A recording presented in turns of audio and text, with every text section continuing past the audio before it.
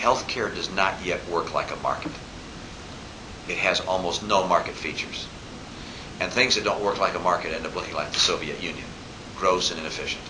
They do a good job, but they're just inefficient. And healthcare does a wonderful job. We have terrific healthcare, but it's just very inefficient and ineffective and expensive and wasteful.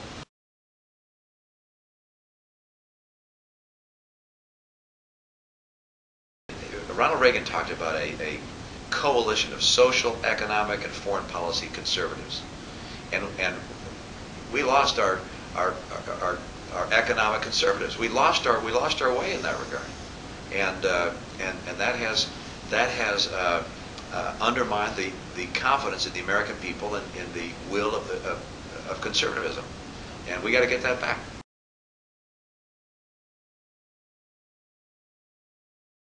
Now, I believe the troop surge will happen.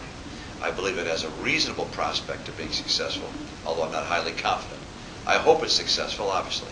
If it is, then we'll be able to start bringing down our troops as Maliki's troops are able to stand in and take responsibility for securing the population in Baghdad and around the country.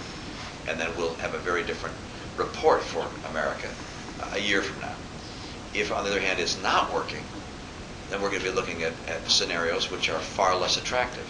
A rapid withdrawal or withdrawal in the face of lack of success or lack of stability, or dividing the country in three, as Joe Biden and some others propose, has associated with it some real risks. When you start a war, you've got to realize there are a lot of bad things that can happen. And that's why when you start a war, you make sure, okay, there are all these possible downsides. Let's make sure we have covered every possible downside. We've covered that contingency. That's why we needed, as the Rand Corporation said, 500,000 troops. General Zinni, the same thing.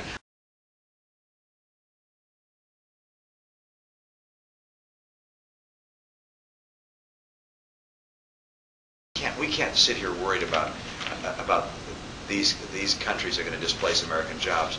Free trade works in both directions, and we have to build relationships of trust and economic vitality between ourselves, or these nations are going to go the wrong way. They're going to follow Chavez. That's what we've got to pay attention again. The near-term thing I'd say is time to pay attention to Latin America again.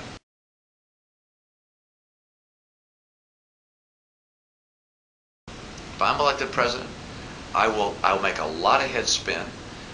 People will say I'm taking on too much, and I may not win the second term. And I don't care. If I get in, my job is to get America on the right track again.